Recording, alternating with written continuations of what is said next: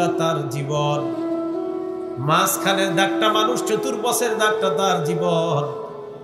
ছোট ছোট যে দাগগুলা, এই দাগগুলাকে আল্লাহ রাসূল বললেন আল আরাজ, এই দাগগুলা হলো ফিতনা। দাগগুলা ফিতনা। নবীজি বলেন এই যে ছোট ছোট দাগগুলা, এটা হলো এক একটা ফিতনা। মানুষের জীবনে একটা ফিতনা যাবে, ওই ফিতনা থেকে বাঁচার পর আরেকটা ফিতনা আসবে, আবার ওই ফিতনা থেকে বাঁচবে, আবার আরেকটা ফিতনা আসবে। এইভাবে তার জীবনে ফিতনা আসতেই থাকবে। মাঝখানের দাগটা কি চতুর্ভুজের ভিতরে না বাহিরে? নবীজি বলেন এই যে মাঝখানের দাগটা, এটা মানুষ চারদিকের দাগটা তার জীবন, আর দাগটা যে বের হয়ে যায় এটা হলো আমালুহু, তার আশা। আল্লাহ নবী বলেন মানুষের জীবন শেষ হয়ে যায়, তার আশাগুলা থেকে যায়। মাঝখানের দাগ বের হয়ে গেছে, এটা আশা, এই আশা থেকে যায়। ছোট ছোট দাগগুলা ফিতনা। ফিতনা তার জীবনে একের পর এক আসতেই থাকবে। একটা থেকে বাঁচবে আরেকটায় পড়বে, আরেকটা থেকে বাঁচবে আরেকটায় পড়বে। রাসূলুল্লাহ সাল্লাল্লাহু আলাইহি সাল্লাম বলেন এইভাবে তার জীবনটা শেষ হয়ে যাবে। ফিতনায় জর্জরিত জীবনটা এক সময় শেষ হবে। আর যে লম্বা দাগটা চতুর্ভুজের বাহিরে চলে গিয়েছে, এটা হলো তার জীবন, এটা মানুষ। তো মানুষ মারা যায়, তার আশাগুলা থেকে যায়। হাদিসের মাধ্যমে কয়েকটা শিক্ষা। একটা শিক্ষা হলো মানুষ তার জীবন ধারণ ক্ষমতার চাইতেও বেশি আশা করে। আরেকটা শিক্ষা, মানুষের জীবনে ফিতনা একের পর এক আসবে, একটা থেকে বাঁচবে তো আরেকটা পড়ে যাবে। রাসূল বলছে আমার শেষ উম্মতরা এই ফিতনায় খুব বেশি পড়ে। তাহলে আমরা একের পর এক পরীক্ষার সম্মুখীন হচ্ছি, দিনের দিন না কমতেছে না বাড়তেছে? সেটা দলের নাম কোন, দলগত বলেন, বিভিন্ন বস্তু বলেন, গুনাহের মাধ্যম বলেন, সেটা করোনা ভাইরাস বলেন, সেটা পরে এক বাড়ছে, একের পর এক আসতেছে। আল্লাহ আমাদেরকে হেফাজত করুন। কোন হাদিস থেকে গেলাম? সহিহ বুখারীর 1036 নম্বর হাদিস থেকে আমরা ওয়াতাকসুরাল ফিতান, ফিতনা বাড়বে, এখান থেকে আমরা কয়েকটা হাদিস শুনলাম। তো রাসূলুল্লাহ সাল্লাল্লাহু আলাইহি ওয়াসাল্লাম বলেন ওয়ায়াতাকারাবাজ জামান,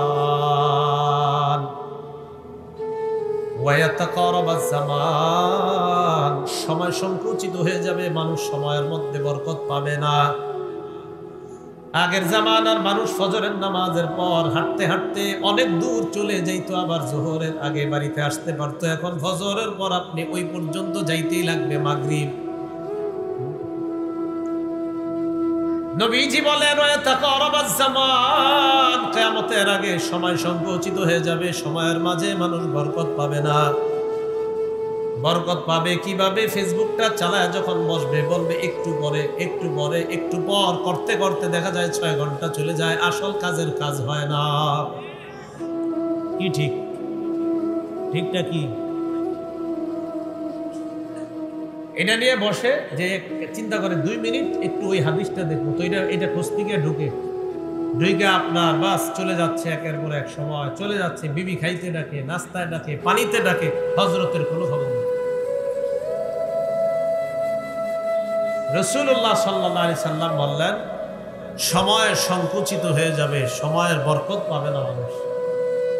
বলে তাকসুরাজ জালাজিল, ভূমিকম্প বাড়বে। বলেন তো ভূমিকম্প একটা হবে না, অসংখ্য অগণিত হবে, অনেকগুলো হবে। জালা তাকসুরা বলছে ভূমিকম্প অনেক হবে, প্রচুর ভূমিকম্প হবে। খুব মনোযোগ সহকারে বুঝেন। ভূমিকম্প যে হবে, আসল ভূমিকম্পের মাধ্যমে কি হবে আমরা জানলাম। আসল ভূমিকম্প যখন হবে কিয়ামত হয়ে যাবে, বা সব শেষ, ফিনিশড। এই আসল ভূমিকম্পের আগে যে ভূমিকম্পগুলো হবে এটা হলো কিয়ামতের আলামত। বলেন সবাই কি এটা কিয়ামতের? বুখারীর 1036 নম্বর হাদিসে যে রাসূল বলছে তাকসুরাজ জালাজিল, ভূমিকম্প বাড়তে থাকবে, এটা কি আসল ভূমিকম্প না কিয়ামতের আলামত? এটা আসল ভূমিকম্পে তো কি হয়ে যাবে? কিয়ামত হয়ে যাবে, সব শেষ হয়ে যাবে। আচ্ছা, হাদিসটা শেষ করি, পরে এই বিষয়টা আবার আলোচনা করতেছি। রাসূল বলেন ওয়াকসুরাল হারজু, খুন খারাবি বেড়ে যাবে। আপনাদের নদীর মধ্যে লাশ ভাসতে থাকবে, পাবেন বস্তার ভিতরে লাশ পাবেন, নাম পরিচয় নাই এমন পাবেন, পরিচয় আছে এমনও পাবেন, পরিচয়হীন লাশ এমনও পাবেন। হাত্তা ইয়াকসুরা ফীকুমুল মাল, সম্পদ এত বাড়বে, বাড়তে বাড়তে কারো কারো সম্পদ ফায়াফিদ, বাড়তে বাড়তে উপচে পড়বে, সে নিজেও জানবে না তার কি পরিমাণ সম্পদ। এই জাতীয় ধনী মানুষ আসেনি? আচ্ছা, তাহলে আসেন আমাদের মূল আলোচনায় যাই যে কিয়ামতের আগে ভূমিকম্প, আসল ভূমিকম্পে কিয়ামত হয়ে যাবে, এর আগে ভূমিকম্প হবে। এই ভূমিকম্পগুলা কি আসল ভূমিকম্প না কিয়ামতের আলামত? এই ভূমিকম্প কেন হবে? কথা বুঝে আসছে? প্রথমে জানলাম এটা কিয়ামতের আলামত, আর কিয়ামতের আলামত নামক যে ভূমিকম্পটা, এটা কেন হবে? এক কথায় জবাব, সবাই বলেন আমাদের পাপ বেড়ে যাওয়ার কারণে। বলেন। তাহলে আপনাদেরকে প্রশ্ন করি, যেই ভূমিকম্পে পুরা দুনিয়া ধ্বংস হবে, এর আগে যেই ভূমিকম্পগুলো হবে, এগুলা কি কিয়ামতের? কিয়ামতের আলামত নামে যেই ভূমিকম্পগুলো হবে, এগুলা কেন হবে? পাপ বেড়ে গেলে যে ভূমিকম্প হবে, এটার দলিল কি? ইবনে মাজা কিতাবের নাম, 4020 নম্বর হাদিসের বর্ণনা। এই হাদিসের বর্ণনাকারী সাহাবী আবু মালিক আল আশআরী রাদিয়াল্লাহু তাআলা আনহু, তিনি বলেন, ক্বালা রাসূলুল্লাহ সাল্লাল্লাহু আলাইহি ওয়াসাল্লাম,